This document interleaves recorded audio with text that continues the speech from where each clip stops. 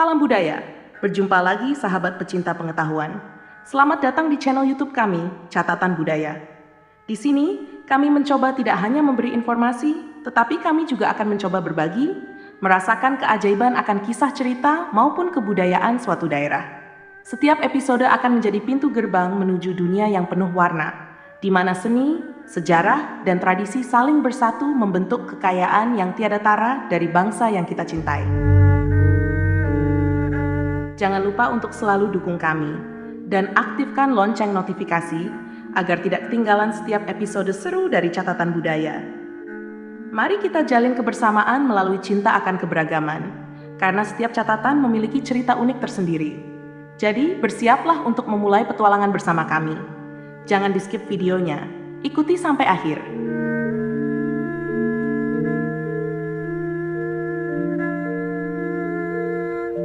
Kakawin Nagara Kretagama. Kakawin Nagara Kretagama atau Nagara Tagama, atau juga disebut dengan nama Kakawin Desa Warnana atau Desa Warana, bisa dikatakan merupakan kakawin Jawa kuno karya Empu Prapanca yang paling termasyhur.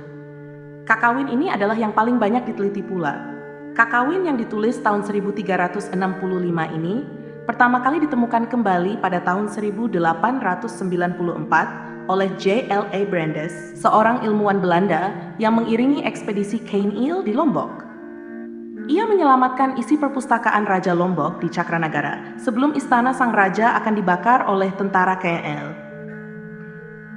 Kakawin ini menguraikan keadaan di Keraton Majapahit dalam masa pemerintahan Prabu Hayam Wuruk, Raja Agung di Tanah Jawa dan juga Nusantara. Ia bertakhta dari tahun 1350 sampai 1389 Masehi. Pada masa puncak Kerajaan Majapahit, salah satu kerajaan terbesar yang pernah ada di Nusantara. Bagian terpenting teks ini tentu saja menguraikan daerah-daerah wilayah Kerajaan Majapahit yang harus menghaturkan upeti. Naskah Kakawin ini terdiri dari 98 pupu. Dilihat dari sudut isinya, pembagian pupu-pupu ini sudah dilakukan dengan sangat rapi. Pupu 1 sampai dengan pupu 7 menguraikan raja dan keluarganya.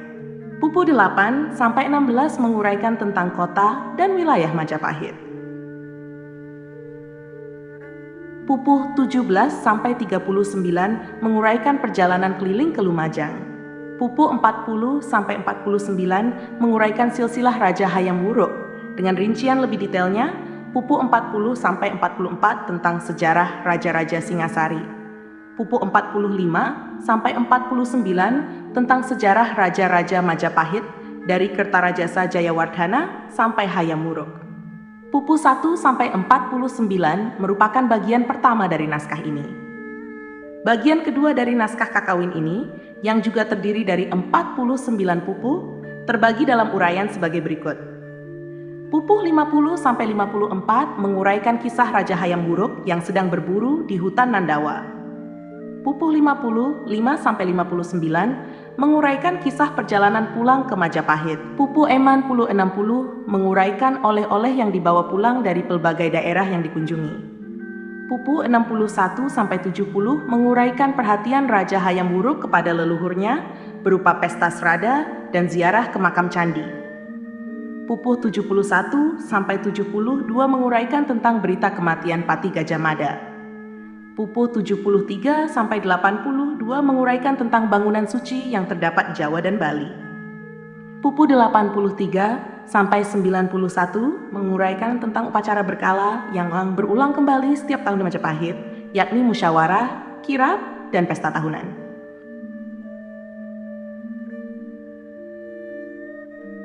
Pupu 92-94 tentang pujian para pujangga, termasuk Prapanca kepada Raja Hayam Wuruk. Sedangkan pupu ke-95 sampai 98 khusus menguraikan tentang pujangga Prapanca yang menulis naskah tersebut. Kakawin ini bersifat puja sastra, artinya karya sastra menyanjung dan mengagung-agungkan Raja Majapahit Hayam Wuruk, serta kewibawaan kerajaan Majapahit. Akan tetapi karya ini bukanlah disusun atas perintah Hayam Wuruk sendiri, dengan tujuan untuk politik pencitraan diri ataupun legitimasi kekuasaan, melainkan murni kehendak sang pujangga Empu Prapanca yang ingin menghaturkan bakti kepada sang mahkota, serta berharap agar sang raja ingat sang pujangga yang dulu pernah berbakti di Keraton Majapahit. Artinya naskah ini disusun setelah Prapanca pensiun dan mengundurkan diri dari istana. Nama Prapanca sendiri merupakan nama pena, nama samaran untuk menyembunyikan identitas sebenarnya dari penulis sastra ini. Karena bersifat puja sastra, hanya hal-hal yang baik yang dituliskan, hal-hal yang kurang memberikan sumbangan bagi kewibawaan Majapahit, meskipun mungkin diketahui oleh sang pujangga, dilewatkan begitu saja. Karena hal inilah peristiwa Pasunda Bubat tidak disebutkan dalam Negara Kertagama, meskipun itu adalah peristiwa bersejarah, karena insiden itu menyakiti hati Hayam Wuruk.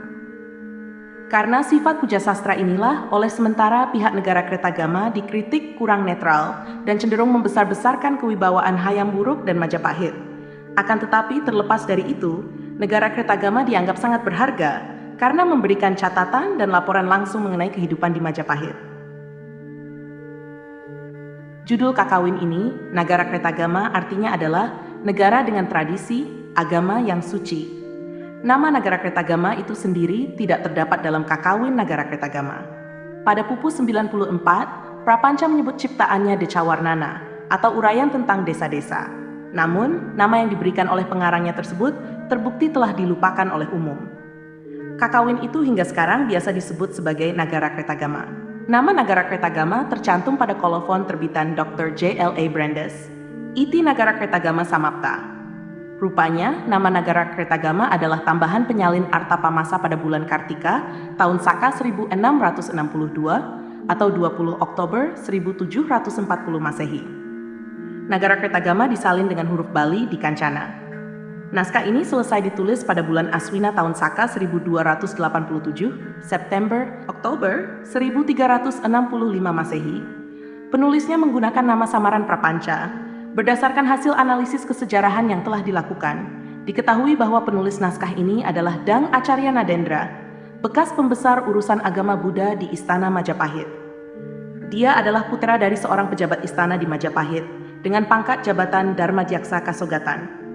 Penulis naskah ini menyelesaikan naskah Kakawin Negara Kertagama di usia senja dalam pertapaan di lereng gunung di sebuah desa bernama Kamalasana.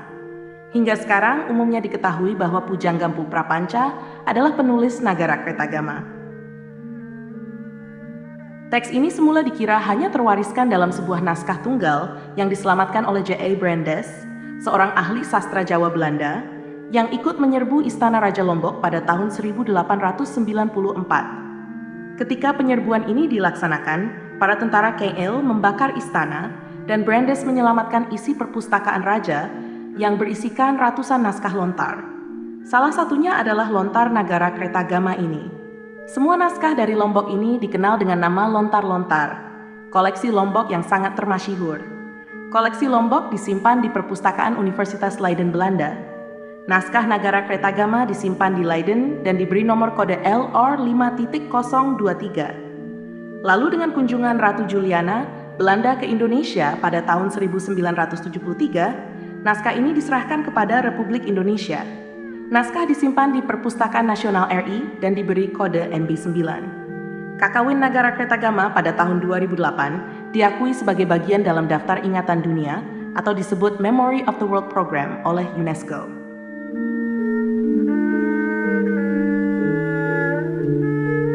Terima kasih sudah setia bergabung bersama kami, dan sampai jumpa di episode selanjutnya. Salam budaya, Rahayu, Sagung, Dumadi.